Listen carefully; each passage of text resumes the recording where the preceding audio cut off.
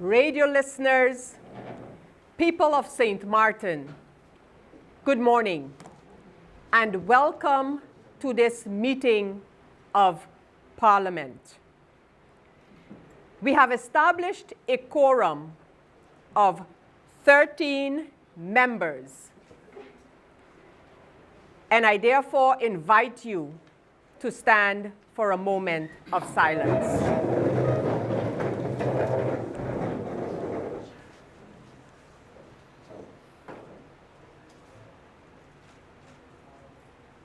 Thank you.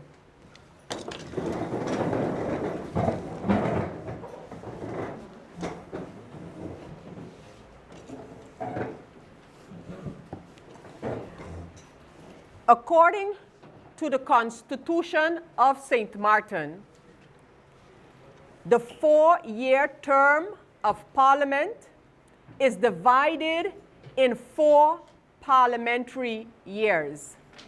It is a constitutional requirement that on the 2nd Tuesday of every September, a new parliamentary year is opened.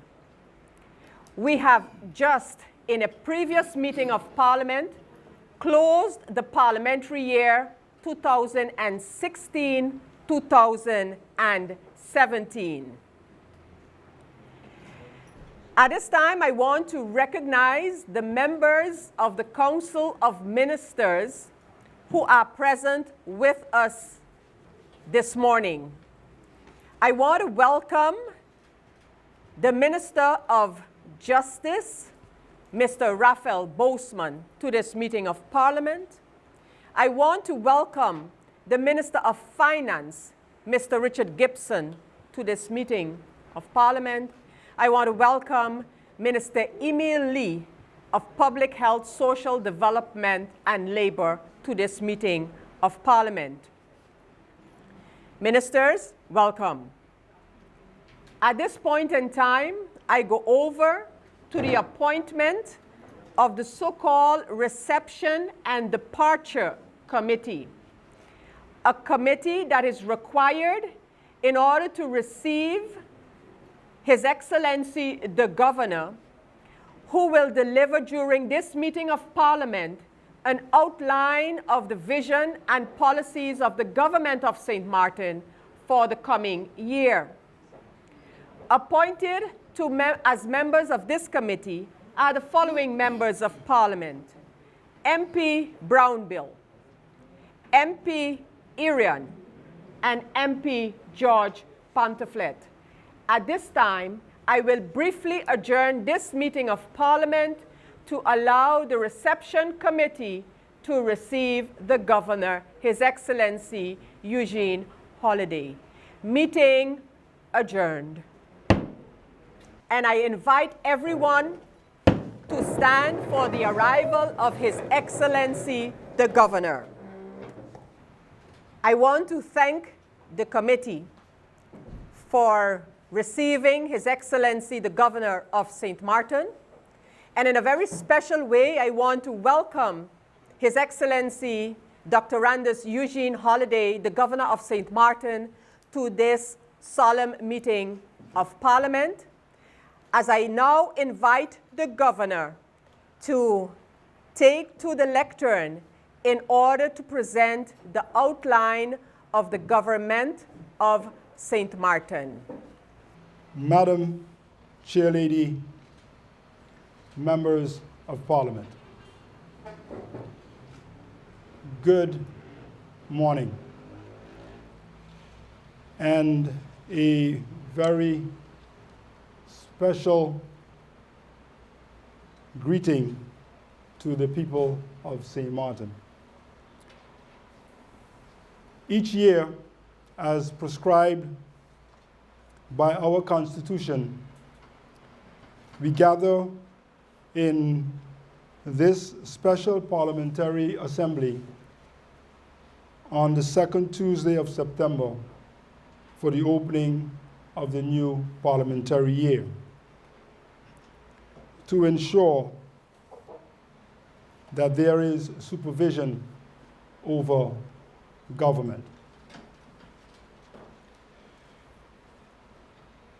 This year, we do so under special circumstances. We do so in recognition that our form of government has its legitimacy in our people to whom we are accountable. It is against that background that I stand before you in my capacity as governor to present Parliament and thus the people of our nation with an outline of the policy plans of government for the coming year. Today's presentation of the policy plans of government takes place against the backdrop of the devastating impact of Hurricane Irma. Before the passing of Hurricane Irma, I addressed our population. In doing so, I stated that I trust that we, the people of St. Martin, will draw from our collective strength to withstand and overcome this storm. Today, we stand in the aftermath of the ferocious winds of Hurricane Irma, and I am moved by the extent of the material damage and of the emotional toll Irma inflicted on our people. This hurricane will, as a result, forever live on in our collective memory. Meanwhile, I believe that we can be thankful that we were spared a hit by Hurricane Jose. Madam Chairlady, members of Parliament, following the passage of Hurricane Irma on Wednesday, September 6, 2017, government moved to take stock of the damage and organize the emergency response. In doing so, I was heartened to see so many persons in good St. Martin tradition cleaning up their districts and helping each other. I was, however, saddened to see the unlawful behavior of some in our community.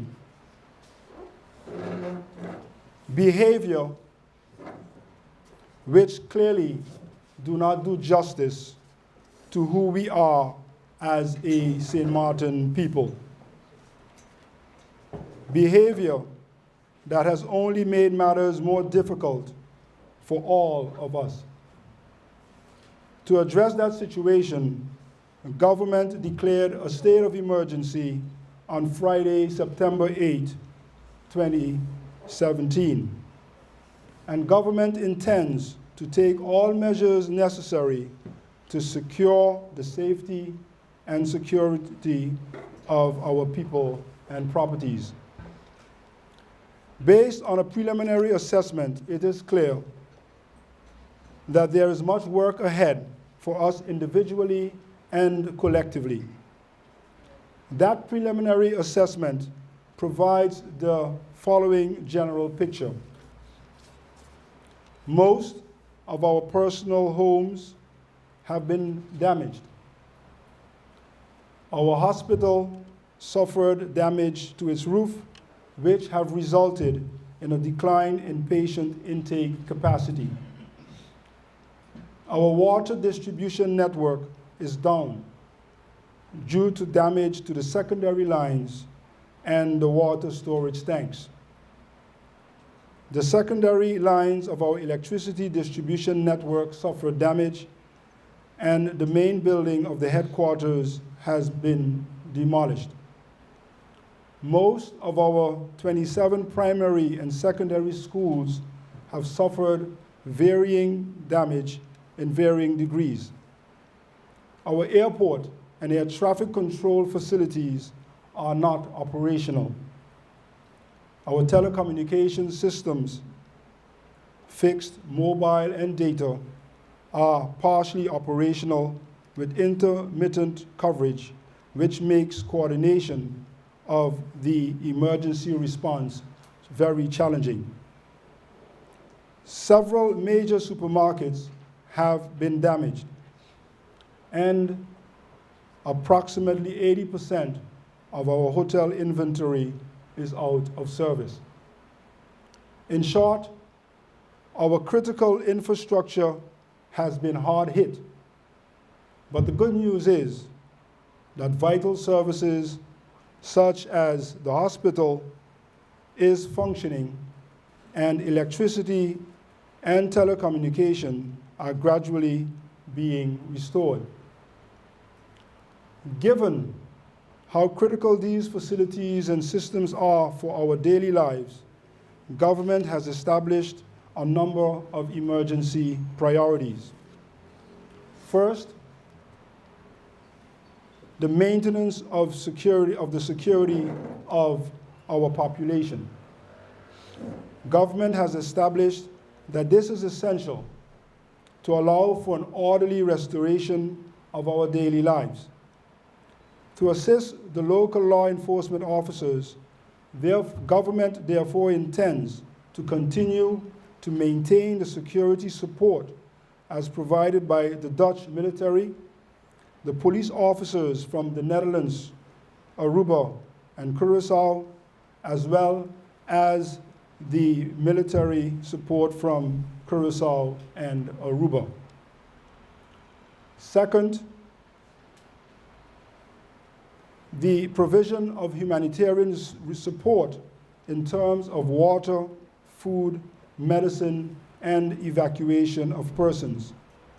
In particular, government is setting up distribution networks to supply those who need these basic needs.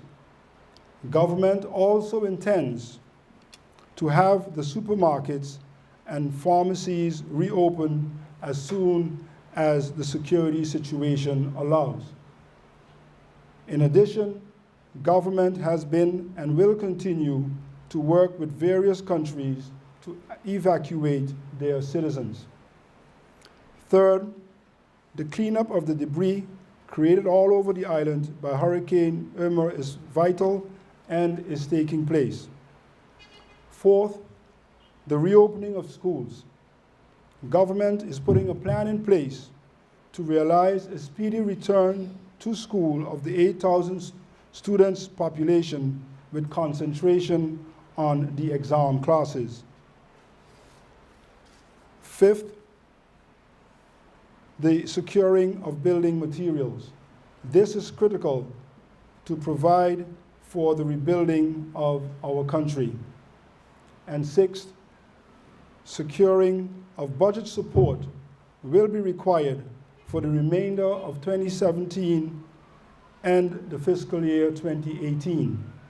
This because it is expected that the 2017 budget and the recently presented 2018 budget will record deficits because they no longer reflect the current environment. These deficits will have to be offset by grants and or borrowing. Government will therefore present Parliament with an emergency budget within short. Madam Chair Lady, members of Parliament. Government will, in view of the changed situation, develop a national recovery program to chart, guide, and fund the rebuilding of our country's infrastructure and economy in the short, medium, and long term. The plan will include a socio-economic program, a budget support plan, an infrastructure investment plan, and a financing plan. As part of that plan, and in keeping with its governing program for the years 2016 to 2020, titled Stability for Prosperity, government is committed to pursue a number of objectives. And these include, first, the supply of emergency housing for those persons who have lost their homes. Second, the revision of the Tourism Master Plan with an outline of government strategic objectives, priorities, and vehicles aimed at the development, redevelopment, and promotion of our tourism product. Third, the rebuilding of our water distribution network. Fourth, the rebuilding of our airport and ATC facilities. Fifth, investments in the upgrade of existing as well as in the construction of new education facilities. And sixth, securing the financing for the construction of a new medical center. Taking care of our island's environment is a community responsibility, and in driving through the districts, we see many people bringing their garbage to specific locations. This responsibility is a responsibility which requires our combined efforts to mitigate, going forward, the effects of climate change and ensure that we pass on a livable environment to future generations. Government has made solving our landfill problem a focal point of its environmental sustainability agenda, the objective of which is to separate garbage, reduce the size of the current landfill, and ultimately produce alternative energy. To realize its strategic objectives, the government is dedicated to implementing the measures needed to generate the required revenues to finance its program. Considering the new circumstances, government will be revising the 2018 budget submitted to you at the end of August, and with that, the measures required to raise the required funding. Madam Chair Lady, members of Parliament, as we face this new reality, we can do so with the knowledge that we have been down this road before and we overcame. In doing so, we improved our infrastructure.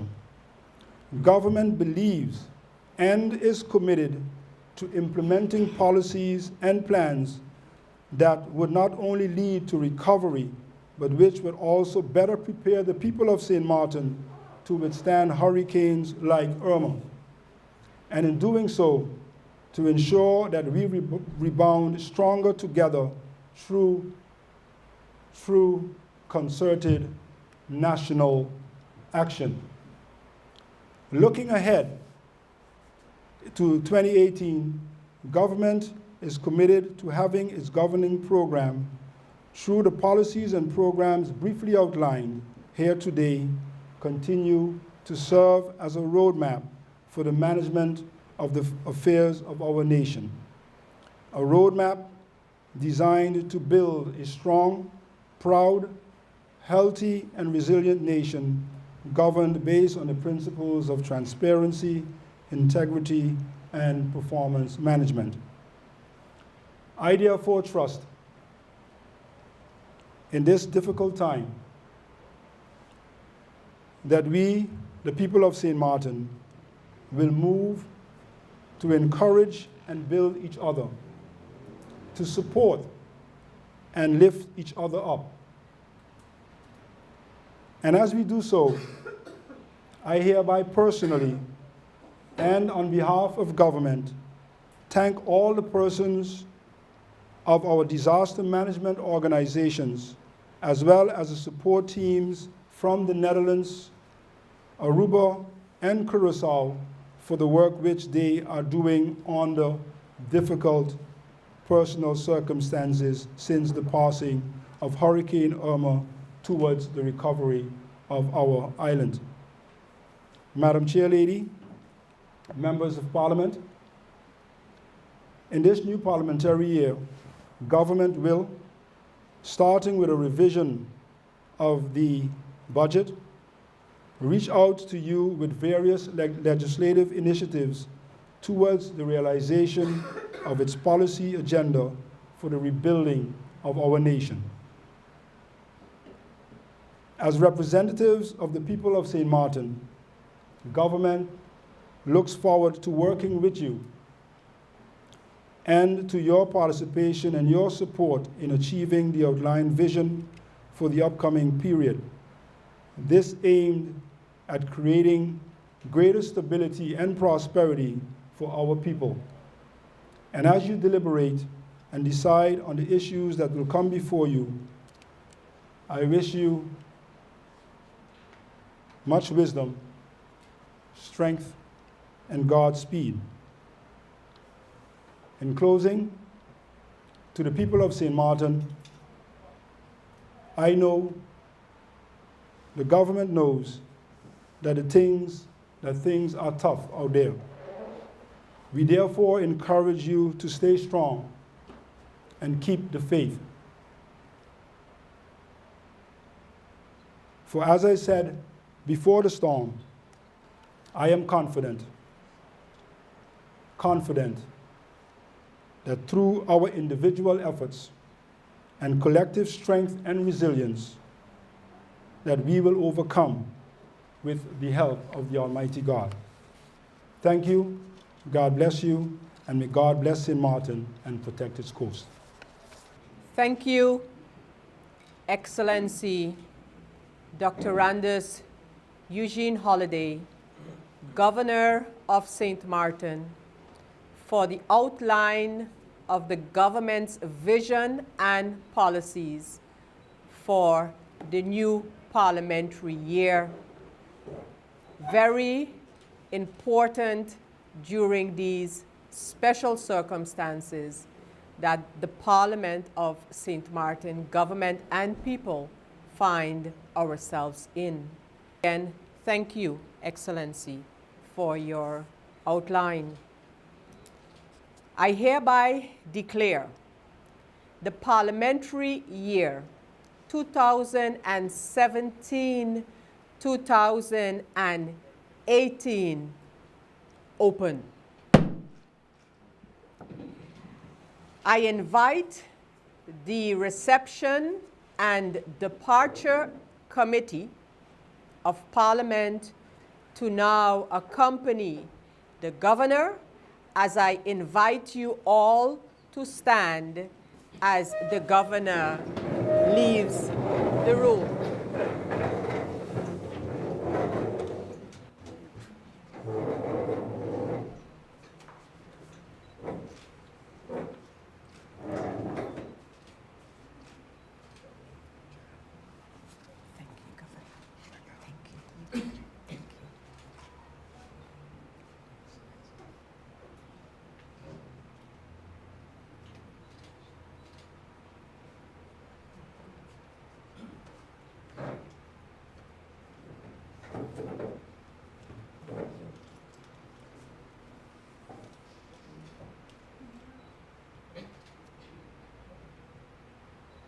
You may be seated.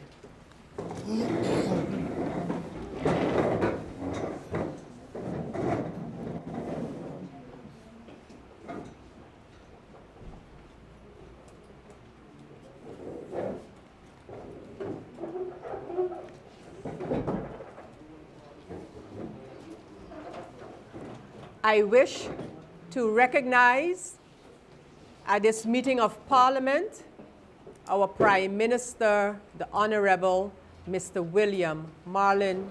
Prime Minister, welcome to this meeting of Parliament. At this time, I wish to thank the Committee of Reception and Departure of the Governor for executing their duties, and I discharge them of these duties. I want to thank all members of Parliament here present today, the support staff and others who are working with us and have worked with us to make this meeting possible. I wish you all much strength as we now look forward to the rebuilding of our country. Thank you. Strength to you, your families, and all families of St. Martin. This meeting has hereby come to a close. I do so and hereby close this meeting of Parliament. Meeting closed.